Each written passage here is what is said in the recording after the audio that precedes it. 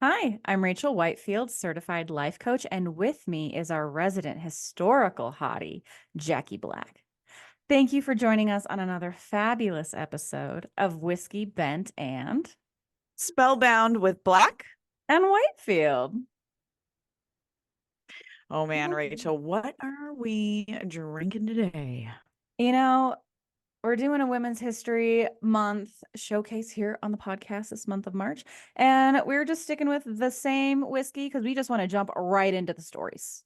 So Yep. we are going with what we've been drinking for the last two episodes, Bullet Bourbon Frontier Whiskey, because we have got some trailblazers today. How appropriate. Yes, we do. I personally am not going to be drinking it straight today. I Ooh. am going to make my favorite whiskey drink, which is just a plain old whiskey ginger. A little bit of ginger ale, a little bit of whiskey. You split it up how you want it. I'm just Add going, some.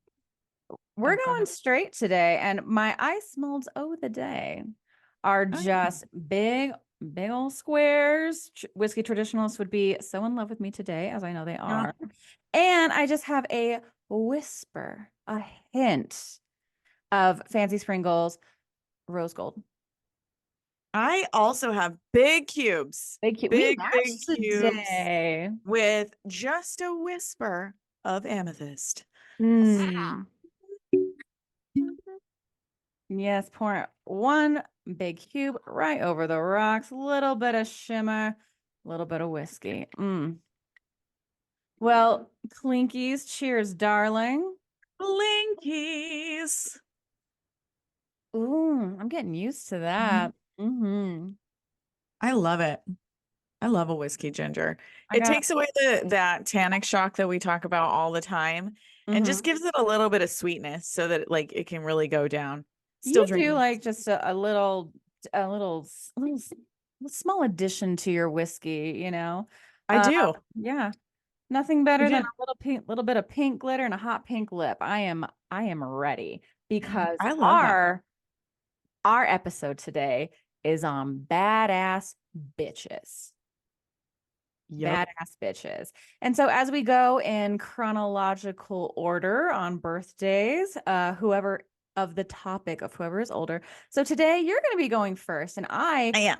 I am not familiar with this person. So take it away, Jacqueline, for Women's History I Series number I 3. love when I find somebody of historical significance and I learn like I just go down a rabbit hole and try to learn everything I can about them and then bring this information to my friends because then it's like, oh, cool, another person we can not only like look to for strength and inspiration, but somebody that you didn't even know knew she existed. Yeah, I'd never So heard of now her. you're gonna have her in your arsenal of bad bitches to Yes. aspire to. So today we're gonna talk about Mary Fields. She's famously known as Stagecoach Mary, and she's the very first Black woman to deliver mail for the US Post Office, which doesn't sound that cool until you hear about her and you hear her story, and then you're like, what a bad bitch. You know what I'm saying? Bitch. So Yeah. she was born enslaved in Tennessee in the early 1830s, Okay. 30 years before the Civil War. So she's a full-grown adult Yep. out in the world at the end of Civil War at 35. Yeah. Civil War is finally over. And she was part of a family in Alabama. And she grew really close with I think it was the mom of the family. And she once the Civil War had ended, she was like working odd jobs.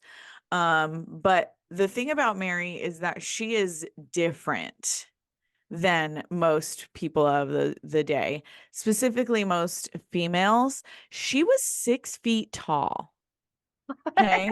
An imposing figure who liked Yeah. to curse like a man and dress very masculinely. Okay. Like Mhm. she did the labor jobs. She was maintaining the gardens. She was doing like the hard labor, fixing things, maintaining grounds, things like that. And she moved to Toledo in 1870, and she went to a convent. And she went to a convent because the mom of the family she was enslaved by went to that convent to become the oh gosh, what is it?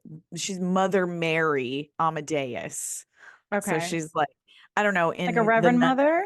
yeah, like in the nun hierarchy, she's Okay. not like a beginner nun. Okay. She's She's a more nun. experienced Okay. nun. Mm-hmm. You know what I'm saying? So she So she, is physically imposed, 6 feet tall woman, swears like a sailor, a motherfucking sailor, and then she goes to a convent to become a nun. Have I heard no, that so correctly? she did not become a nun. She Okay. just went with her friend who she was basically like, she was taking care of her. Okay. Um, and when her former owner, basically, Okay. Mm-hmm. when her former owner went to the convent, she kind of followed. Mm. So Okay. the She was thing just the thing physically imposed. about Okay. yeah, so let me just describe her to you. Okay. Okay. So first and foremost, 6 feet tall, this leathery, dark skin, a furrowed brow, very like she has spent days in the sun and she is angry about it. And this shit stayed. This shit Mm-hmm. stayed. Very intimidating a figure, as Mm-hmm. far as women go back in the 1870s. You know what I'm saying? Yeah. She's no Uh, blushing flower. she is not. She can really dish it out, apparently, because Mm. she has a very tumultuous relationship with the leadership of the convent. Okay. Uh-huh. So let's just start with her days at the convent. She worked for the nuns. Okay. She washed the laundry. She managed the kitchen. She maintained the convent garden and the grounds, and that was all good and well until Mother Mary Amadeus moved to a mission in Montana. Okay. And Okay. this is her former owner. This is her former owner. So Okay. that's how Mary ends up in Montana. She gets there in 1885. So she spends 15 years at the Toledo convent, and then they move to Montana in 1885. And I So bet by it's this, Montana territory. I don't even think it's state yet. So she's in the no, west. She's in the west. she's in the Wild West. There's like West. 115 people in this mission. Okay. Okay. Out in The the word of middle, God out to in the the middle of and the weather in Montana is extreme. yeah. Extreme, especially in those days, right? Before the Mhm. climate started just deteriorating. Well, also there's no heat or, like they have a wood burning stuff. No, Yeah. yeah. So it's like Yeah. to the elements. Put out, put on the layers. Yeah. Okay. Yeah.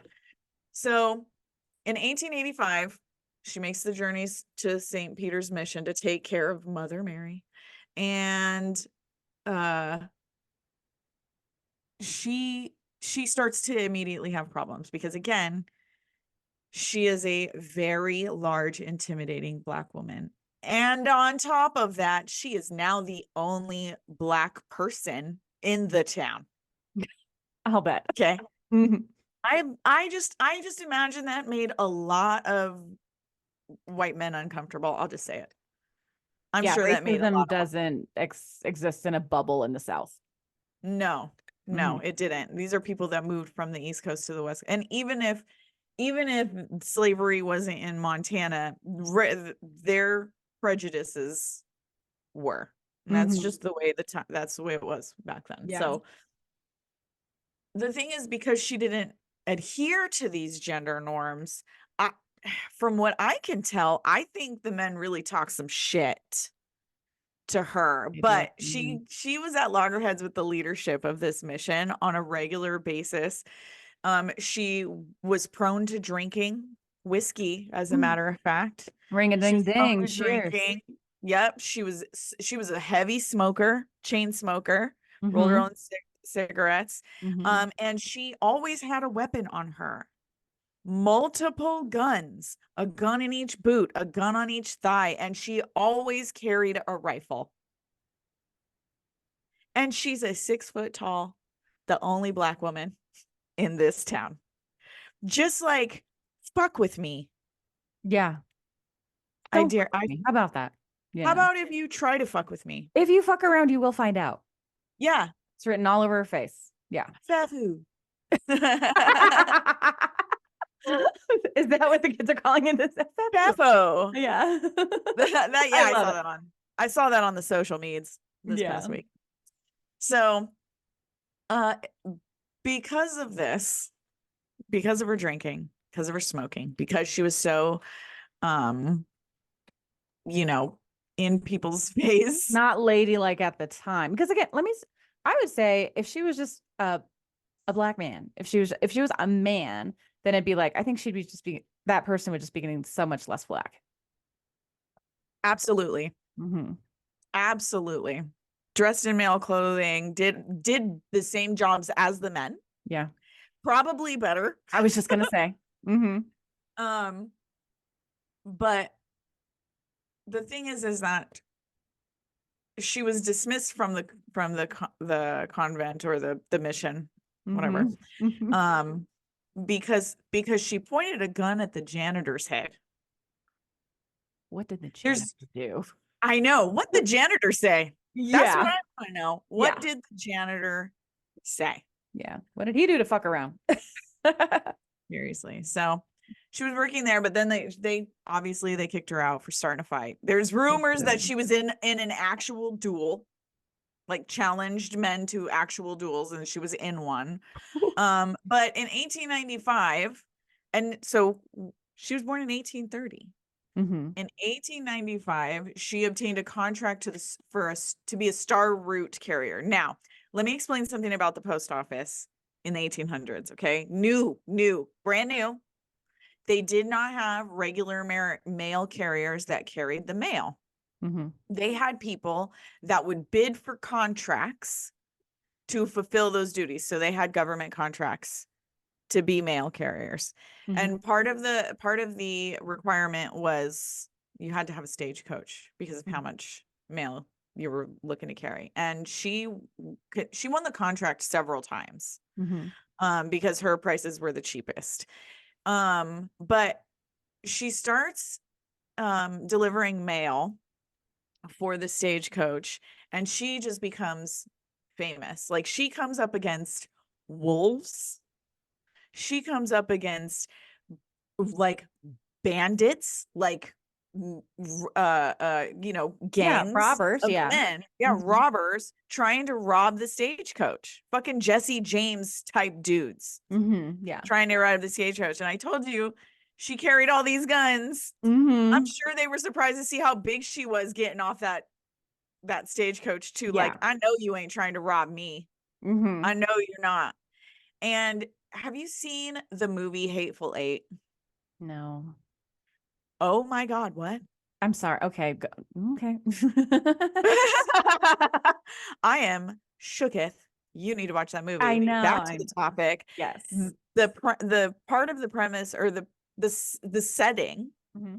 is basically the Wild West in a blizzard, and they like come up upon like a log cabin, mm-hmm. right? Yeah. And they're in a stagecoach, and they're taking somebody to be hung, and they stop at a log cabin.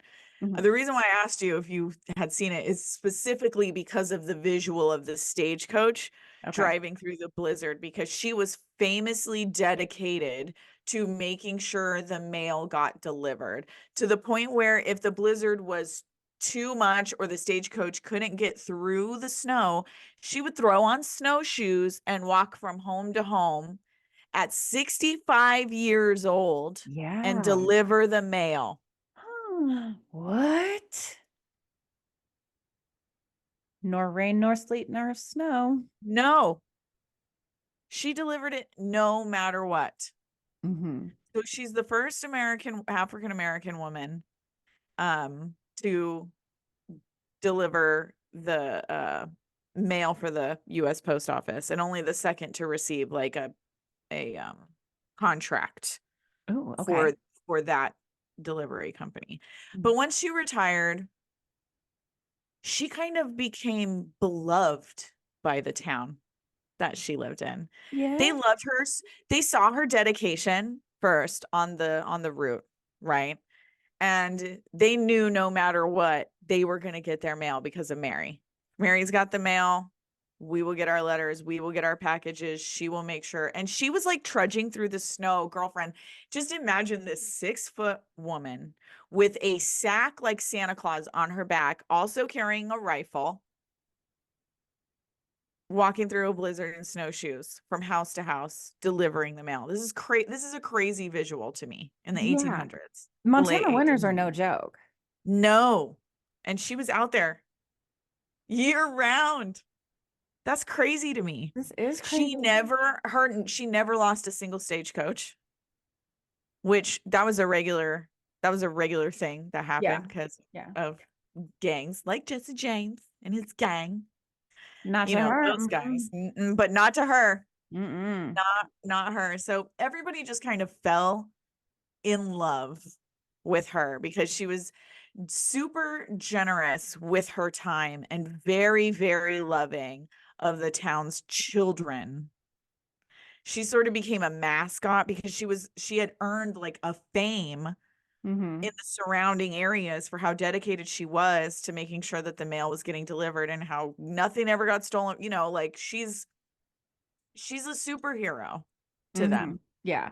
So once she retires from delivering mail, she kind of becomes the mascot for the town.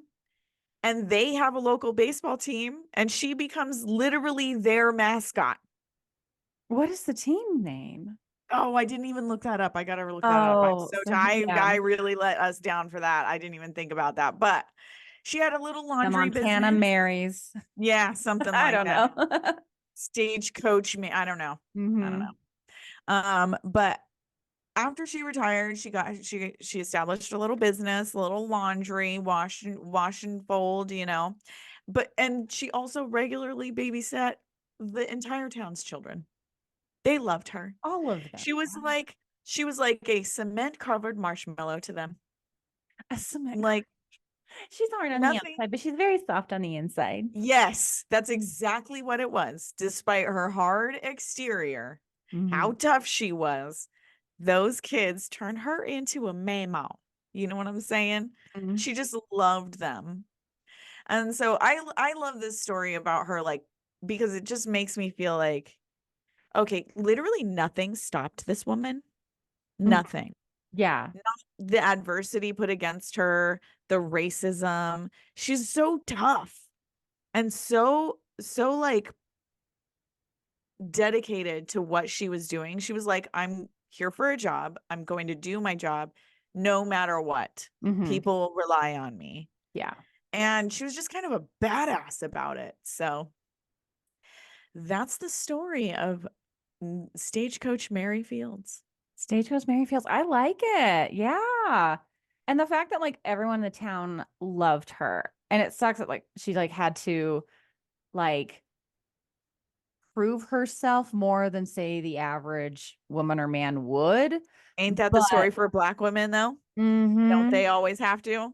But I do like the ending of the story where they went to bat for her and like loved her and Literally went to bat. yeah, but I'm just or just maybe it's like her reputation preceded her and we're like, we're not fucking around with that coach. We will thieve and rob and steal from every other stagecoach, but not that one.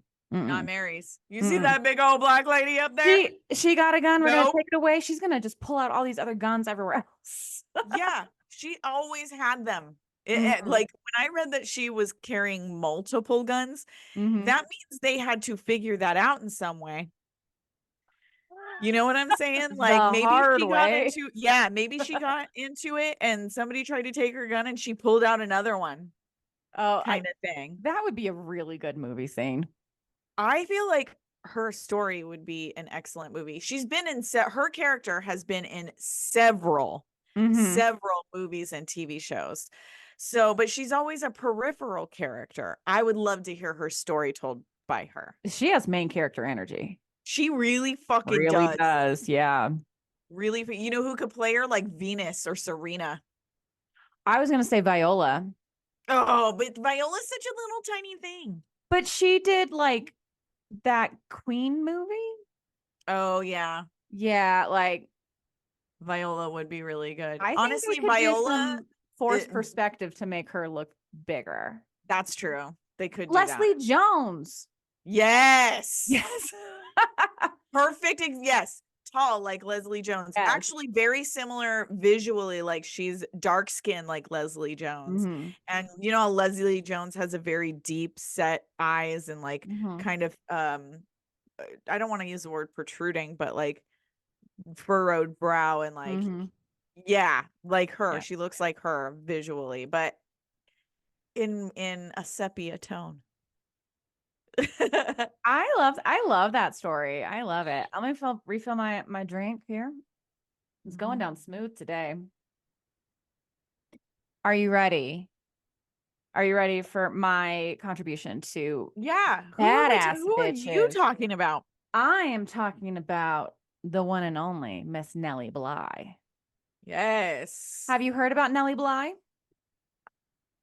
So here's the thing. I have heard that name. Mm-hmm. I think she's an athlete. Nope. Okay, that's all. She is a journalist. She's a She's a journalist. Oh, journalist. wait. I think I know who this is. I think I know if she's a journalist. Okay, you gave it to me. If she's Yeah. a journalist. Yeah. Good. Yes, this story is tell it, sister. Tell it. I knew about her, but that's why I chose her. But I really learned a lot on my research for this segment. So I love her even more now. Okay. So our girl, Nellie Bly, she is born Elizabeth Jane Cochran, May 5th, 1864 in Pennsylvania. So end of the Civil War. So her father dies when Elizabeth is 6 and he dies without a will, leaving her mother and her 4 other siblings just fucking destitute. They're destitute. And her mom at that time remarries quickly because that's the only way she knew to take care of her family. Right. So then the mother's second husband is a horrible man and he physically abuses her mom. So he goes to jail. And then Nellie, Elizabeth, has to testify against her stepfather in court as a little girl. Think of how scary that is. She's like 7, 8. Like she's little. She's little. So she has to testify against a scary man in courts. But our girl does it. She's like, she is a little firecracker. So, and as a little girl, her nickname is Pink because she just wears pink all the time. Oh, you love that. I do love it. I do. I do love it. Yep. So they call her Pink. So eventually she does grow out of that nickname. But now it's 1885 and the Pittsburgh Dispatch newspaper publishes an article titled "What Girls Are Good For." And they state that girls were principally for birthing children and keeping house. That's what they're good for. That's it. Published in a goddamn newspaper. I swear to God. Well, our girl has something to say about this. I bet she does. Mm-hmm. So I'm just calling her, even though she hasn't changed her name to Nellie yet, but we're just going to call her Nellie. So this prompted Nellie to write a response to the editor. And she just was like very straightforward. And she was just like, listen, it doesn't work for everybody because it didn't work for her mom. Like not everyone has this like charmed life of just getting married and having babies. Like, especially like lower class women, they have to work, kind of thing. So she writes a response and the editor and so she writes it under the pseudonym Little Orphan Girl. So the editor is so impressed with her passion, he ran an advertisement asking the author to identify herself. And so when Nellie introduced herself to the editor, he offered her the opportunity to write a piece for the newspaper. That's badass. I love that shit. He's like, please come forward. I just really like the way that you write. And so she was like, okay. So her first article for the Dispatch is titled "The Girl Puzzle." And she argued that not all women would marry and then that what was needed were better jobs for women. And in her second article, "Mad Marriages," she talked about how divorce affected women and how she argued for reform of divorce laws. And so that's when she was first published under the pseudonym Nellie Bly. So as a writer, Nellie focused her early work in the Pittsburgh Dispatch on the lives of working women, writing a series of investigative articles about women factory worker, chorus line girls, kind of the non-traditional female roles that society still wants. However, you know, the newspaper soon received complaints from factory owners about her writing because she's probably causing a stir amongst the workers because she's right. I bet. And so then she's reassigned to women's pages to cover fashion, society, gardening, garbage, the usual role for women journalists at the time. And then she becomes dissatisfied. She's not having it, but she's 21 and she's like, I want to do something no girl has done before. So Nellie leaves the Pittsburgh Dispatch in 1887 and heads to New York City. But she's struggling to find a job. For a month, she's penniless. And now she's desperate. She's in New York. She's got this work behind her, but no one will hire her in this man's world. But finally, after months, she talks her way into the office of Joseph Pulitzer's newspaper, The New York World. Right? So no way. Yeah, she starts working for fucking Joseph Pulitzer and The New York World. So then she really wants to like stake her claim. So she takes an undercover assignment to investigate reports of brutality and neglect in the women's lunatic asylum on Blackwell's Island. So she's like, how am I going to get in here? How am I going to get out? And they're like, we will figure that out later, sweetie pie. Like, go get it. So she checks herself into a women's boarding house. And then she kind of stays up all night. She's really exhausted. She just is acting like everything is scaring her. Like she acts crazy. So she acts like crazy. She's disturbed. Yes. And like everything. And she's scared of everything. And she's kind of acting kind of paranoid and just like very quiet. And like she just doesn't talk for a while. So she's just like, okay. So then the other border people are like, hey, maybe we need to take her to a doctor. Like, okay. So then they get her checked out. And then the doctor is like, well, obviously you're a crazy lady. You're a lunatic. So she's taken to Bellevue Hospital and for a few days, then she's evaluated and then she's just sent by boat to Blackwell's Island. She gets in immediately. How easy is it to be just like as a woman you're in crazy. The 18 what is this 1880s? Yeah, 1887, the late 1800s. Yeah. Oh, it's very easy. It's very easy to get locked up as a woman in that time. Yeah. So now she's committed to the asylum. And when she gets there, she just starts acting normal. Like obviously they'll see that I'm not crazy. Nope. Which leads the staff to think she's even more crazy. Because she's acting like she's not. She's acting normal. And other people in there are normal. They're not crazy.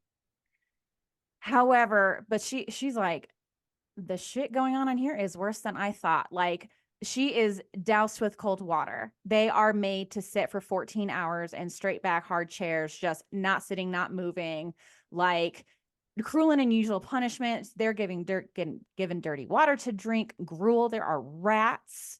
Like, and she was like, if I was not insane when I got here, if I stayed here any longer, it would make you insane.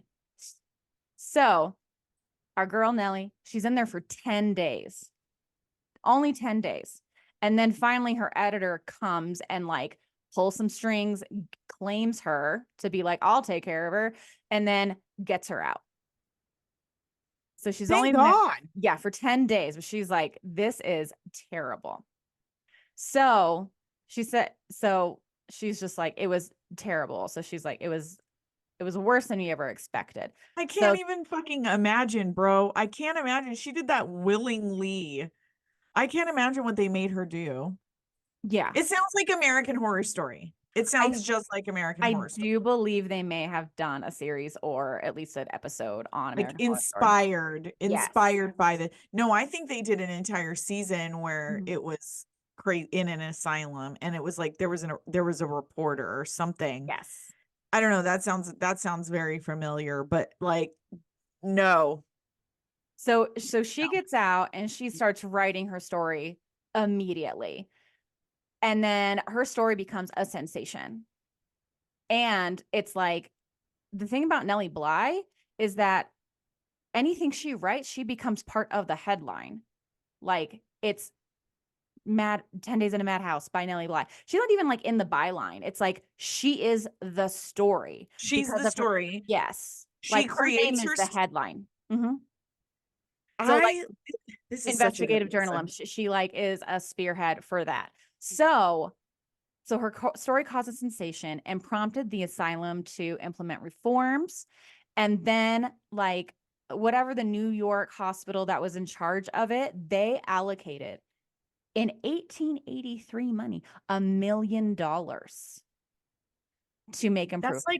That's like $100 million today. Yeah. So it's not like, oh, they just threw a little something out of it. It caused such a sensation and such an outcry that true changes were made, improvements Wow. to the Because mental they were health just locking system in New people York. away. Yeah, they were Mhm. just locking people away Yeah. in these asylums. If they couldn't handle them, if they talked back, like they were just locking people away to be tortured. It was Yeah. insane. Yeah. Yeah. Now I want to read her stories. It's really good. And so a couple years later, she has, so she is just building a name for herself. And like anything she writes is just like people love reading about it. It's just like, oh, it's so capturing. She is a part of the story. And so here it comes. It's 1888. So Bly suggests to her editor at the New York World that she take a trip around the world, attempting to turn the fictional Around the World in 80 Days by Jules Verne into fact. She wants to do it faster than the fictional character Phileas Fogg. And That's she cool. says, let me do it. Let me see if you could actually do this. And then she got so much pushback because they're like, you're a woman. You will have too much luggage. How will you carry that? You are not safe. You need a chaperone. You need a man to protect you. So she gets pushback. She's like, no. And let me tell you something. If you don't send me on this trip, I'm going to take this story to a different newspaper and you're going to wish you had gotten this story. I know that's right, bitch. I Mhm. know that's right, bitch. Yes. So they're like, all right. So leaves from New York and she gets on a steamer trip. She's got one dress, one bag.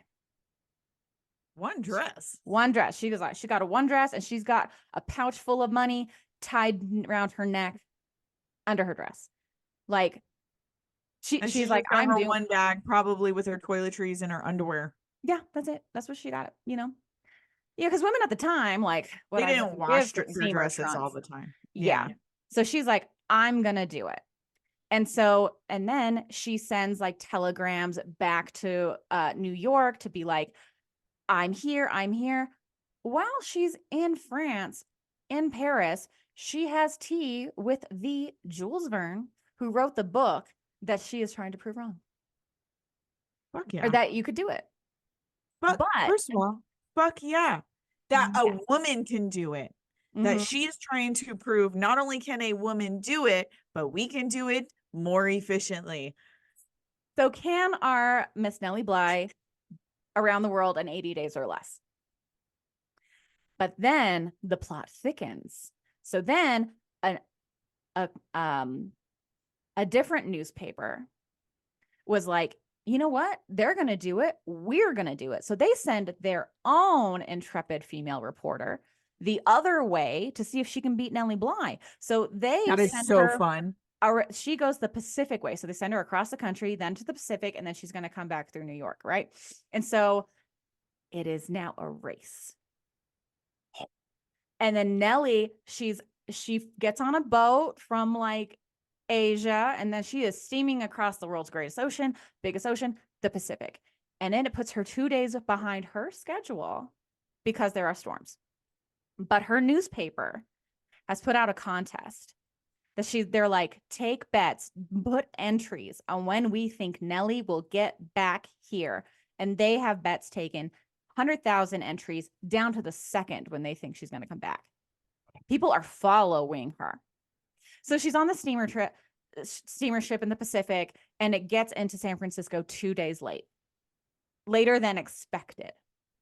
And then she jumps on a train, a private train, takes her all the way back to New York. She does it in 72 days. She does it a week. And then her like competition gets back 4 days later. Oh, okay. So both women they both beat the 80 days. Yes. Fuck yeah. But even though she was 2 days behind her original schedule, she could have done it in 70 days. Now they're rolling 80 days? Forget it. Double down. I can do it in 70. She probably could have if the weather was absolutely perfect. It's just the weather that slowed her down. That's so badass. Yes. So eventually, our girl, she leaves the newspaper biz, but while she's out of that, she writes 11 novels between 1889 and 1890 and 1889 and I have 1985, but that is not right. 1895? I think so. I might have gone a little dyslexic there. Yeah. I bet your dyslexia kicked in because mine was kicking in all day today. I don't know what it is. It's the moon. I just got it. Yeah. So she then writes 11 novels. Mm-hmm. So she has nothing better to do after traveling all the way around the world. Let me write 11 novels. 11 novels. So now 1895, I think that is correct. Yeah.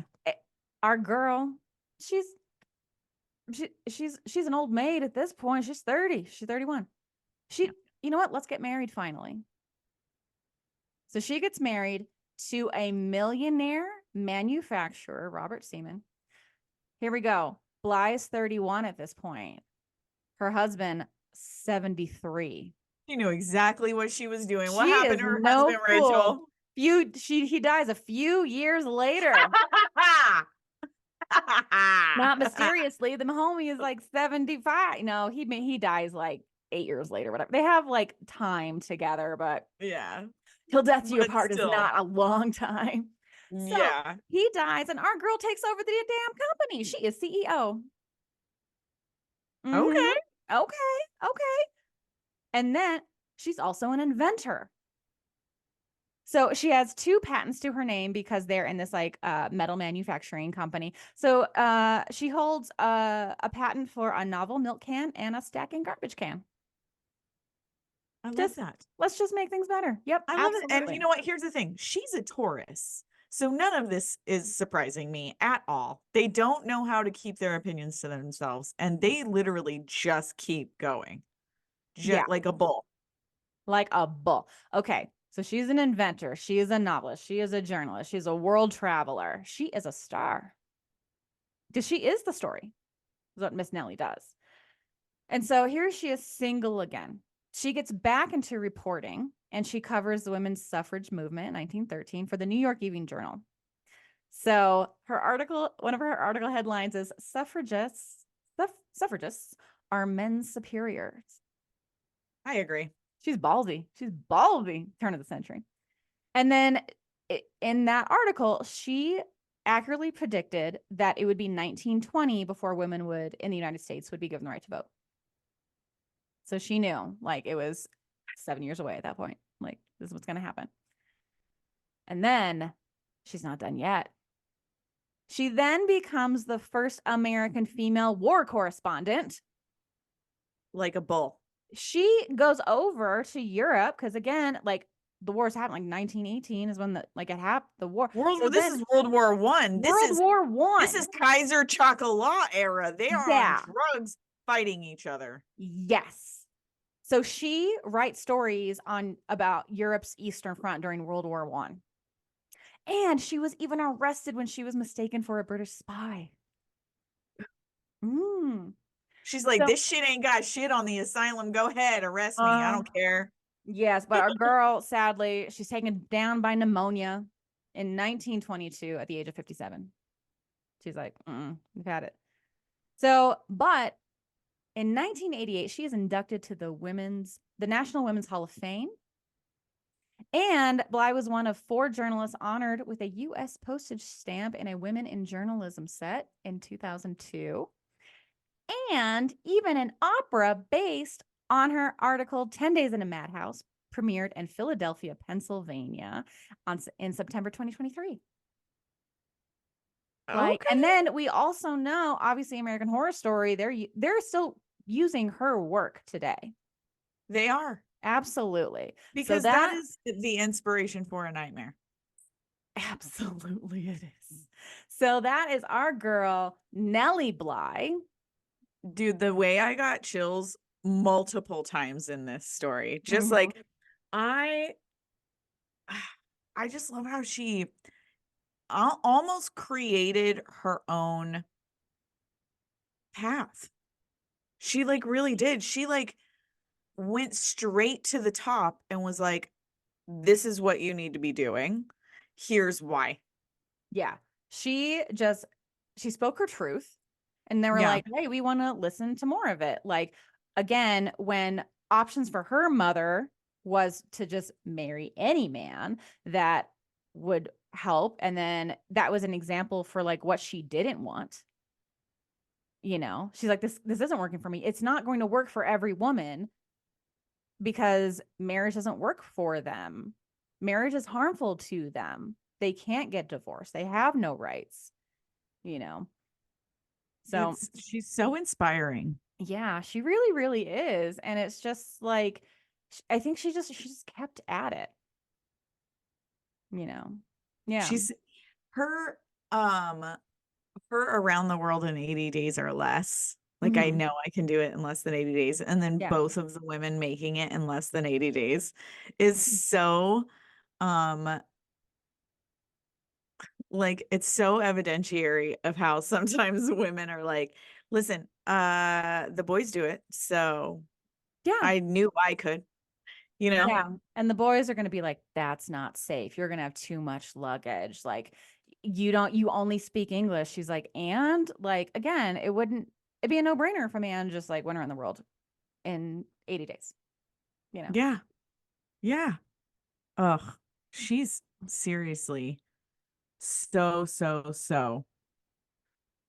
She's about it. inspiring. She's so Yeah. inspiring And and then, so like, and then also all of the women that she helped with her madhouse story. And yeah. then also, um, like the suffragettes as well to like bring light to their cause in her articles. Yeah. I loved her. That was really, really ballsy, quite frankly, for that time period. We've Wasn't talked about appropriate. this. It wasn't a It was popular opinion. it was a very unpopular opinion that incited violence in men who it intimidated. Yeah, we need to have Because an like, episode dedicated to suffragettes. oh, I would It'd be a big love episode. to. Yeah. And then we should do it for like the voting around time Yeah. to vote, why Yep. women need to vote. Absolutely. Listen up, listeners. Let us tell you all about it. We're obviously good storytellers. Yeah, dude. I love talking about women in history that really like kicked down doors and was like, hey ladies, if you put your minds to something and you're ballsy about it and you believe you can do it, I think that part right there, you believe you can do it, is so essential. And that these Mary Fields and Nellie Bly are so much like, yeah, they were delusional Yeah. about what they knew they could do. And they did it. Yeah, absolutely. Like there is no only female journalism, quote unquote, if you can call them that, or just like society pages only, like Yeah, only gossip. gossip, you know, like column. She's like, she did investigative journalism. She did. Like she did it. She went undercover. She made it happen. And The then fact that she she is, went to the front. and she was quoted like in her story. She's like, the only thing I ever lied about was my name and my age. bad bitch. Bad Bad bitch. bitch. Bad bitches of Couple history. of bad bitches in history. That could Yeah. be an entire like drunk history. Basically, that's what we're giving to you guys right now is a little bit of drunk history. I believe she Slightly has buzzed history.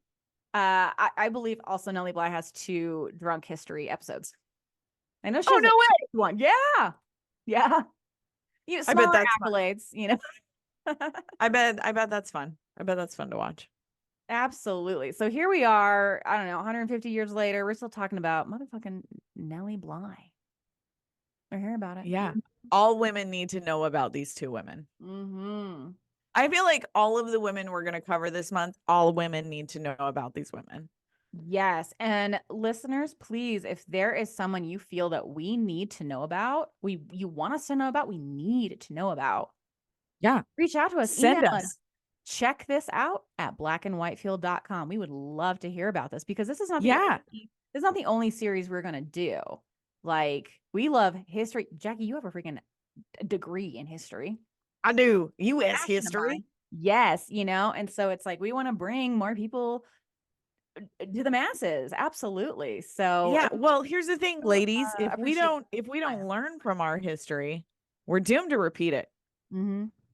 So if we're going to repeat something, it better be some badass bitches.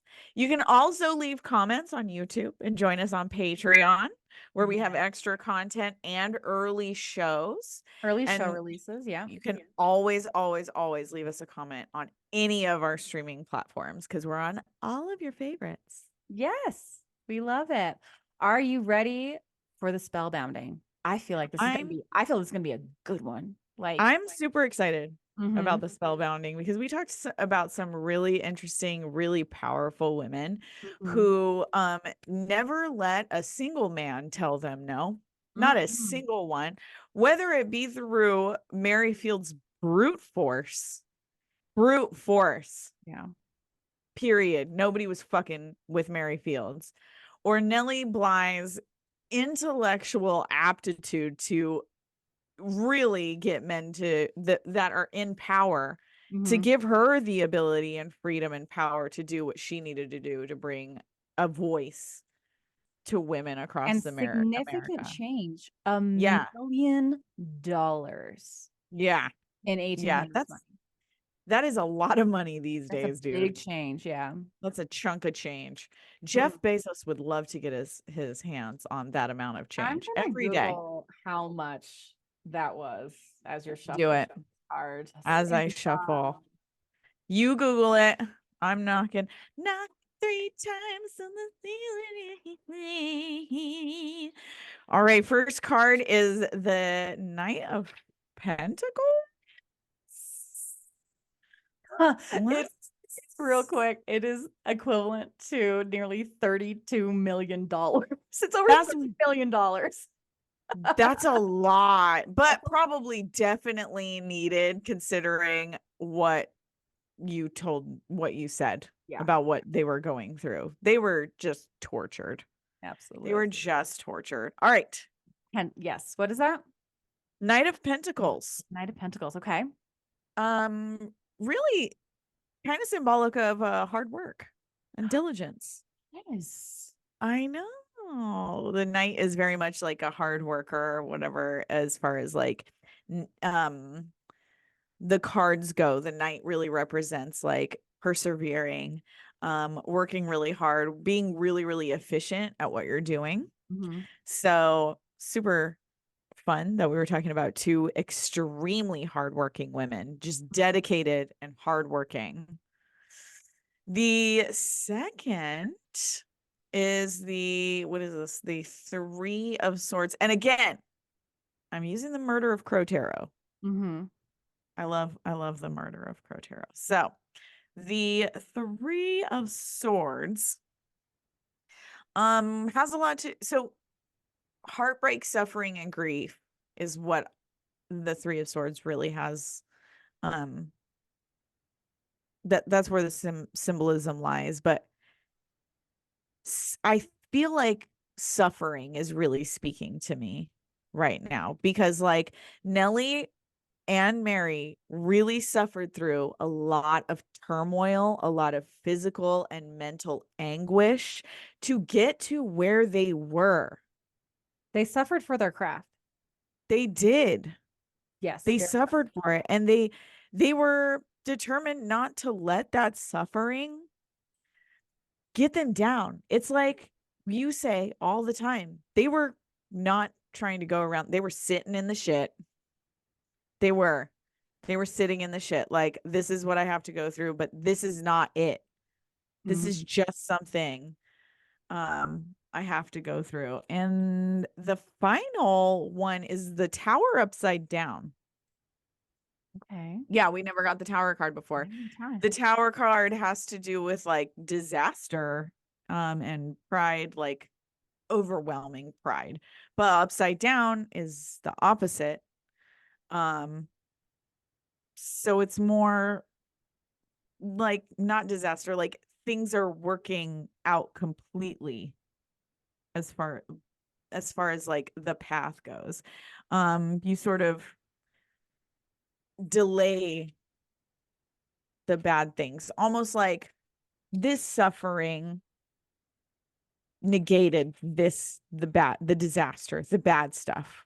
I So almost see it as like they suffered and worked really hard for their craft, but triumph, it's like they built a foundation that no one was going to fuck with them. Like that they built their reputation. right. So if we look at the tower in that thought, if we look at the tower card, it's leaning like it's going to fall, and wouldn't that be a disaster? And it's very symbolic of like the lives and the paths that they walked, that they strode. I feel like they strutted through their paths, even though it probably was a lot of heartache. It was a lot of sitting in the shit, but they avoided whatever disaster it might have been. Like I feel like in our lifetimes, the real disaster is not striving to be your best self and fulfill your highest purpose. And Yes. they really sat in that shit and opened doors for women like you and me and our listeners to not have to do that and avoid the disaster of becoming victims of society's bullshit Expectations of that, them. and as yeah, Like Nellie's expectations mom. Yeah. that they put on both of these women, Hmm. and they continue to put on us today. But we're breaking that shit down. Absolutely. So I am obsessed with this reading. It's great. It's so good, especially considering we're talking about such bad, bad, two D's on that bad, Bad bitches. bad bitches. Mm-hmm. Mm-hmm. That's the spellbounding. I need a Oh, drink. yes. Oh, yes. We need it. Yes, absolutely. Mm-hmm. Mm. Clinkies. Oh, Jackie, I love this series. Yeah. I I'm love this having series. such a good time learning about these women and telling people about them. Like, I can't get enough. Oh my God. Do you want to tell what the next episode's going to be on? Are we ready? Okay, hold on. Oh, here's the thing. My notes just closed out. So now you got to tell them. I'm excited. We're doing sports next. I will Oh, be talking yes. about marathon swimmer Diana Nyad, and you And will be I'm going to talking be about talking about the winner of the Battle of the Sexes, Billie Jean King. yes, yes, absolutely.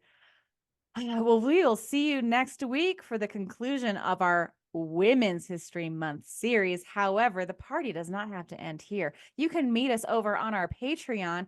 It is $3.95 a month plus tax. And that is where we talk about our lives, the chisme of what is going on, Choni's Chunkless Chisme.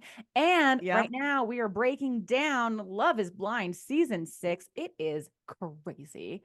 I Yeah. cannot wait. I know. And I've got so much going on as far as travel that when I finally get back, we are going to break down everything that has happened in my life Yes. If you are following me on Instagram or TikTok, you know that things are happening, but we're going to break it all down on the Patreon. Behind the scenes details. It is fantastic. So meet It's us hot over goss. there, Whiskey Bent and Spellbound on Patreon, and you can always leave us a message on our Instagram, TikTok, and email us at check this out at blackandwhitefield.com. Jackie, thanks again for another fabulous episode of Whiskey Bent and Spellbound with Black Whitefield. Love you. Bye. Bye.